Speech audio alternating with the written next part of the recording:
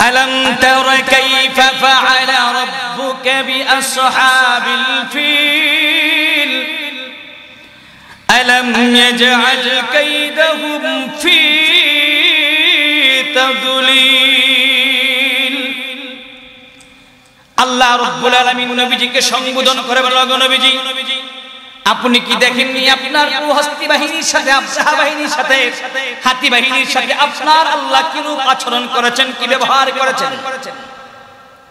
আলাম ইয়াজআল কাইদাহুম ফি তাদলিল, তারা যে ষড়যন্ত্র করেছিল আল্লাহর ঘরকে ধ্বংস করে দিবে, বাইতুল্লাহ ধ্বংস করে দিবে, তাদের সমস্ত ষড়যন্ত্র আপনার আল্লাহ নস্যাৎ করে দিয়েছিলেন।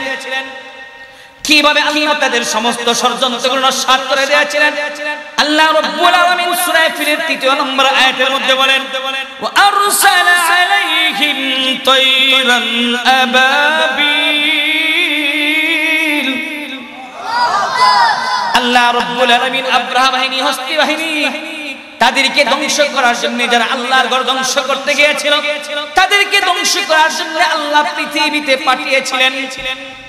আল্লাহ যাকে যাকে পাখি পাঠিয়েছিলেন, ও আরসালা আলাইহিম, আল্লাহ তাহাদের উপর প্রেরণ করেছিলেন তায়রান আবাবিল, যাকে যাকে পাখি আল্লাহ প্রেরণ করেছিলেন।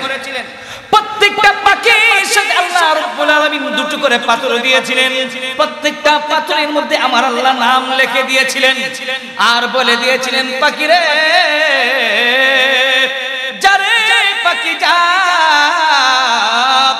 এ পাখি যা, আমি আল্লাহ তোমাদেরকে ছেড়ে দিলাম, যাও তোমাদেরকে ছেড়ে দিলাম। ইয়ামান দেশ থেকে বাদশা আবরাহা আসছে, আমি আল্লাহর ঘর ধ্বংস করে দেওয়ার জন্য আমি আল্লাহ তোমাদেরকে ছেড়ে দিলাম, তোমাদের সাথে দুটো করে পাথর দিয়ে দিলাম, প্রত্যেকটা পাথরের মধ্যে কাফেরদের নাম লিখে দিলাম। তোমরা যাও যাও হস্তি বাহিনীর উপরে গিয়ে তোমরা উপর থেকে দেখা দেখা পাথরগুলো নিক্ষেপ করো। আর একটু জোরে বলুন সুবহানাল্লাহ। ترميهم بحجارة من سجيل, আল্লাহ বলে দিলেন যারে পাখি যাক উপর থেকে দেখা দেখা পাথরগুলো নিক্ষেপ করে দাও। আল্লাহু আকবার। আর একটু জোরে আল্লাহু আকবার। এ পাখি যাক উপর থেকে দেখা দেখা পাথরগুলো গিয়ে নিক্ষেপ করো। আল্লাহর সৈনিকরা এসে গেলেন, যাকে যাকে পাখিগুলো এসে গেলেন, হস্তি বাহিনীর উপরে, আবরাহা বাহিনীর উপরে, হাতি বাহিনীর উপরে এসে গেলেন। উপর থেকে দেখে দেখে পাথরগুলো, যে পাথরের মধ্যে কাফেরের নাম লেখা আছে, উপর থেকে পাখিগুলো পাথরগুলো নিক্ষেপ শুরু করে দিলেন। চিৎকার দেখুন সুবহানাল্লাহ।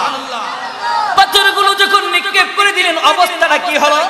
আল্লাহ রাব্বুল আলামিন সূরা ফিলের শেষ আয়াতের মধ্যে বলেন, ফাজআলাহুম কা'আসফিম মা'কুল।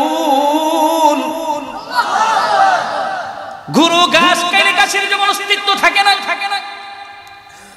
মহিষ ঘাস খাইলে ঘাসের যেমন অস্তিত্ব থাকে না,